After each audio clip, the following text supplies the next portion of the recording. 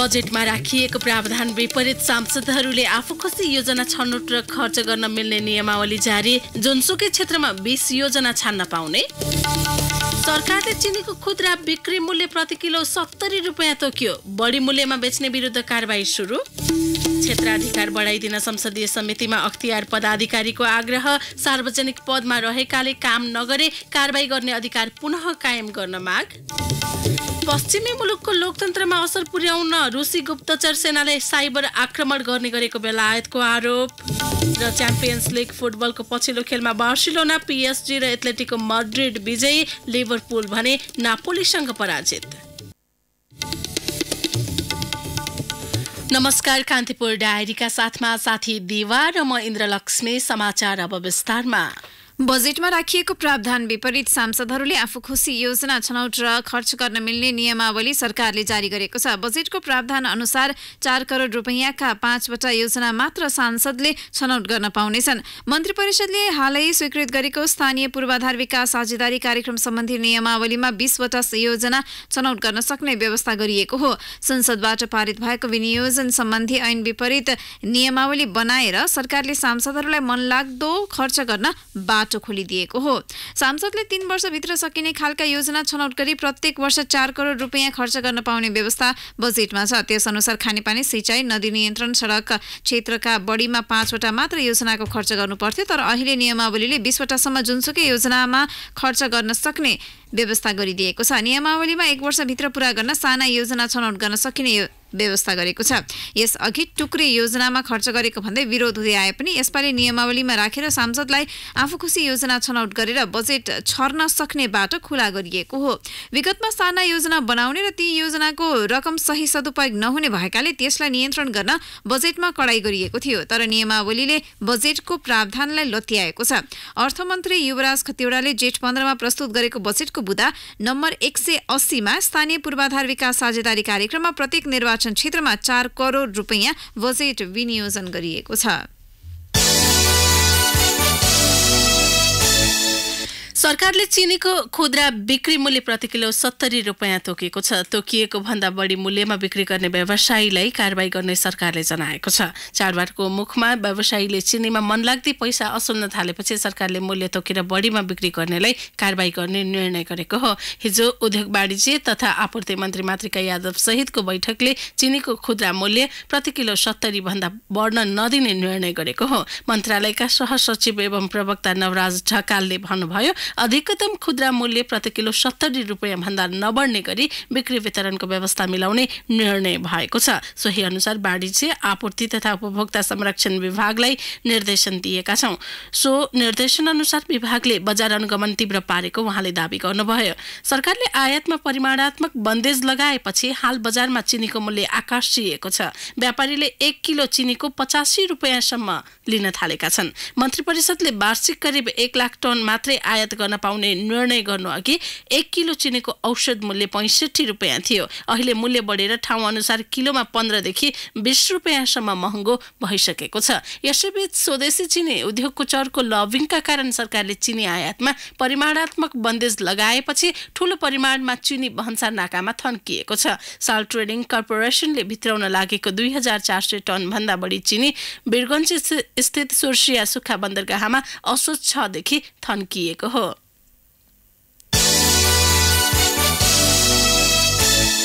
अख्तियार दुरुपयोग अनुसन्धान आयोगका पदाधिकारीले आयोगको क्षेत्राधिकार बढाइदिन सांसदहरूलाई आग्रह गरेका छन्। संसदको राज्य व्यवस्था समितिमा हिजो उनीहरूले अनुचित कार्यमाथि कार्यवाही र निजी क्षेत्रको भ्रष्टाचार छानबिन गर्न पाउने गरी कानूनी दायरा फराकिलो बनाइदिन आग्रह गरेका हुन्। आयोगका सचिव महेश्वर न्यौपानेले नयाँ संविधान जारी भएपछि अनुचित कार्यमाथि कार्यवाही गर्ने क्षेत्राधिकार घटिकाले काम गर्न कठिनाई भइरहेको बताउनुभयो। उहाँले अख्तियार दुरुपयोग अनुसन्धान ऐन परिमार्जनका क्रममा रहेकाले अनुचित कार्यमाथिको कार्यवाही आयोगकै क्षेत्राधिकारमा राख्न आग्रह गर्नुभएको छ। न्यौपानेले समिति बैठकमा भन्नुभयो, कतिपय व्यवस्थामा कुन उजुरी अनुचित कार्यवाही अन्तर्गत जानुपर्ने हो अनि कुनमा भ्रष्टाचार मुद्दा चलाउनु पर्ने हो अनुसन्धान टुङ्गिएपछि मात्रै थाहा हुन्छ। अनुचित कार्यवाहीमाथि अख्तियारले काम गर्न नसक्दा निकै अप्ठ्यारो भएको छ। कतिपय अवस्थामा हामीले सरकारलाई पठाउने बाहेक केही गर्न सक्ने अवस्था छैन। पञ्चायतकालीन प्रजातन्त्रकालीन र अन्तरिम संविधानमा अख्तियारले भ्रष्टाचारका उजुरीमाथि छानबिन गरी मुद्दा दायर गरेको देखि अनुचित कार्य गरेको आरोपमा कारबाही गर्न पाउने व्यवस्था थियो। 2072 मा जारी नयाँ संविधानमा अख्तियारले भ्रष्टाचारका उजुरीमाथि छानबिन गरी कारबाही गर्न सक्ने व्यवस्था मात्रै गरिएको छ। नयाँ संविधान अनुसार अख्तियारले सार्वजनिक पदमा रहेका व्यक्तिले जिम्मेवार पूरा काम नगरेको देखिएमा कुनै कारबाही गर्न सक्दैन। तत्कालीन प्रमुख आयुक्त लोकमान सिंह कार्कीको विवादास्पद नेतृत्वका कारण हटाइएको यो व्यवस्था पुनः राख्नुपर्ने माग अख्तियार पदाधिकारीको छ। छलफलमा सांसदहरूले अख्तियारले नीति निर्माण तहको भ्रष्टाचारमाथि छानबिन गर्न नसकेको, प्रमाणपत्र र रङ्गेहात जस्ता साना काममा सीमित भएको, ठूला भ्रष्टाचारका घटनामा छानबिन गर्न नसकेको आरोप लगाएका छन्।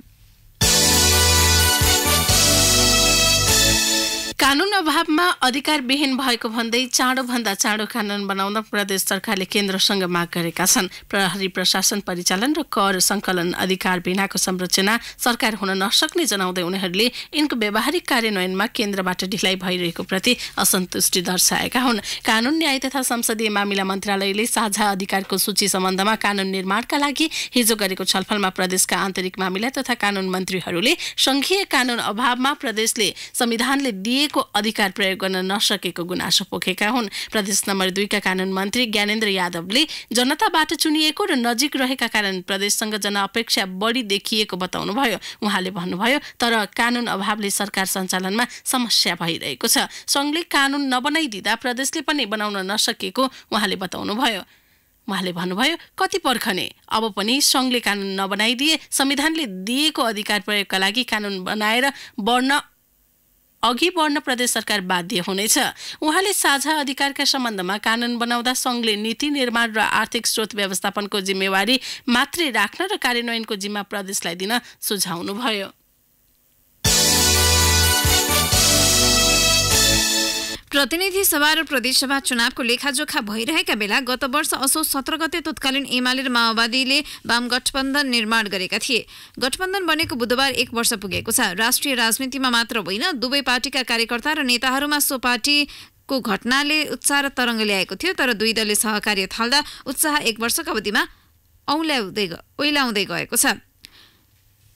एक अर्काप्रति तिक्त सम्बन्ध भएका दुई कम्युनिस्ट घटक राजधानीको राष्ट्रिय सभा गृहबाट गठबन्धन घोषणा गरेको 1 वर्षभित्र एउटै पार्टी बनेका छन्, तर एकीकृत स्वरूप केन्द्रमा मात्र छ।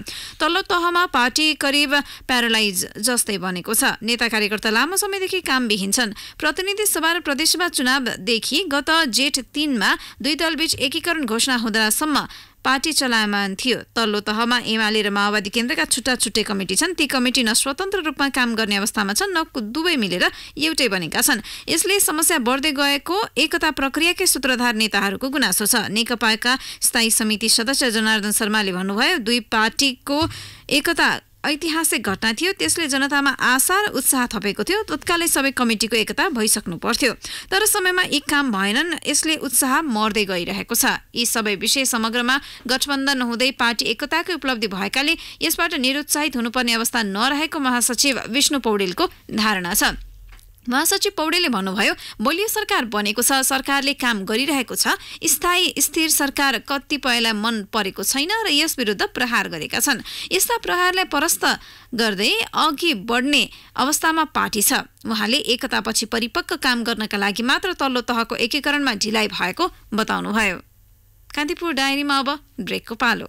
ब्रेकपछि अब बाँकी प्रसङ्ग। कङ्ग्रेसभित्र सभापति शेरबहादुर देउवाले एकलौटी ढङ्गले पार्टी सञ्चालन गर्न खोजेको भन्दै वरिष्ठ नेता रामचन्द्र पौडेल सहितका नेता संगठित हुन थालेका छन्।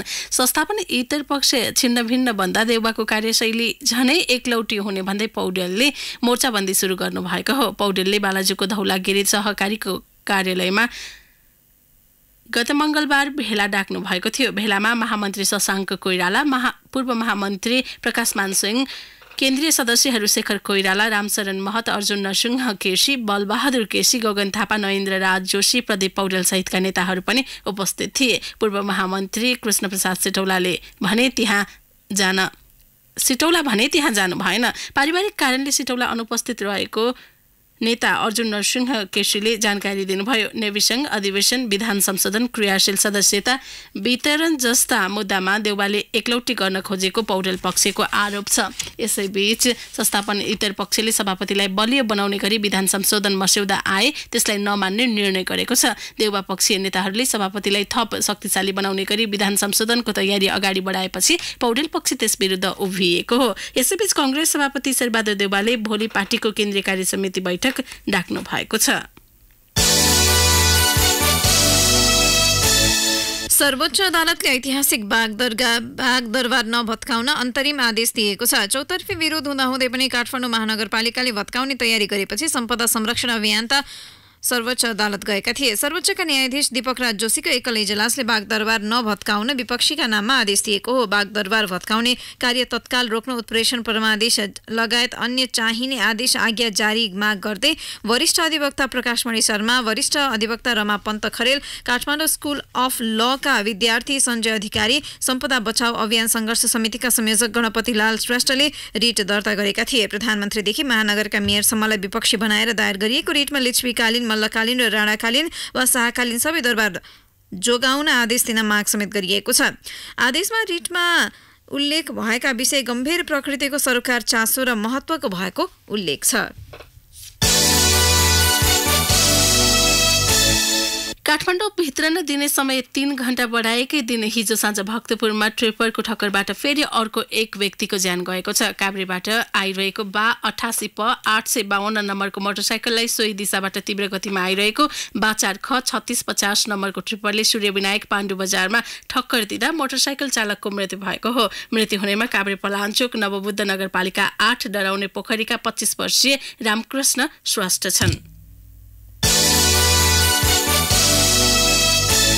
भाषा आयोगले सम्बन्धित समुदायका प्रतिनिधिले भाषा सम्बन्धी औपचारिक कार्यक्रममा मातृभाषामै बोल्नुपर्ने नीति अघि सारेको छ। आयोगका अध्यक्ष लवदेव अवस्थीले यसो गर्दा सम्बन्धित मातृभाषीको हीनता बोध हट्ने र मातृभाषा प्रयोगमा प्रेरणा मिल्ने बताउनुभयो। उहाँले भन्नुभयो, भाषा नबुझ्नेका निम्ति अनुवाद गराउन उपयुक्त हुन्छ। मातृभाषी समुदायमा अधिकांश कार्यक्रम नेपाली भाषामै सञ्चालन हुने गरेको छ।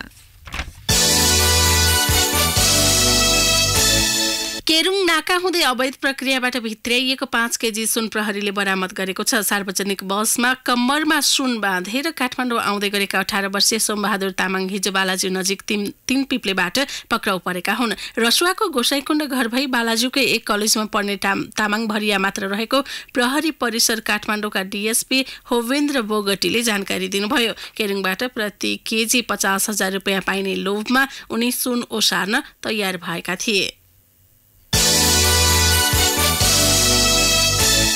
गृह मन्त्रालयले प्रहरी प्रधान कार्यालयको सिफारिसमा हिजो एसएसपी दिवेश लोहनी र एसपी विकास राज खनालको निलम्बन फुकुवा गरेको छ। प्रहरी नियमावलीमा साधारण तारिखमा रिहा भएका प्रहरी अधिकारीको निलम्बन फुकुवा हुने प्रावधान छ। सोही प्रावधानमा टिकेर दुवै निलम्बन फुकुवा गरिएको हो। 33.5 केजी सुन तस्करी र सनम साकेको हत्यामा संलग्न भएको आरोपमा लोहनी र खनाल निलम्बनमा परेका थिए। उच्च अदालत विराटनगरले उनीहरूलाई साधारण तारिखमा रिहा गरेको थियो। चुरे संरक्षण गुरु योजना स्वीकृत गरेको 1 वर्षमै सरकारले चुरे र आसपास क्षेत्रमा विकासका ठूला आयोजना घोषणा गरेको छ। चुरे क्षेत्र विनाश हुने गरी सडक, सिंचाई, प्रदेश राजधानी, औद्योगिक क्षेत्र, अस्पताल र रङ्गशाला लगायत आयोजना अघि सारिएको हो। 2074 जेठ 4 गते मन्त्री परिषदले चुरे विनाश रोक्न चुरे तराई मधेस संरक्षण तथा व्यवस्थापन गुरु योजना स्वीकृत गरेको थियो। 1.5 करोड मानिसको भविष्य सुनिश्चित गर्ने उद्देश्य बोकेको 20 वर्षीय गुरु योजनाका लागि झण्डै 3 करोड रुपियाँ खर्च गरिएको छ।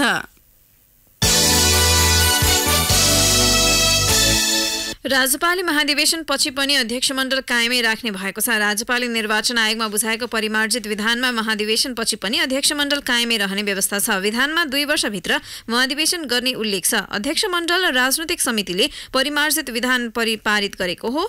राज्यपालले 2076 वैशाख 7, 8 र 9 मा महाधिवेशन गर्ने निर्णय गरिसकेको छ।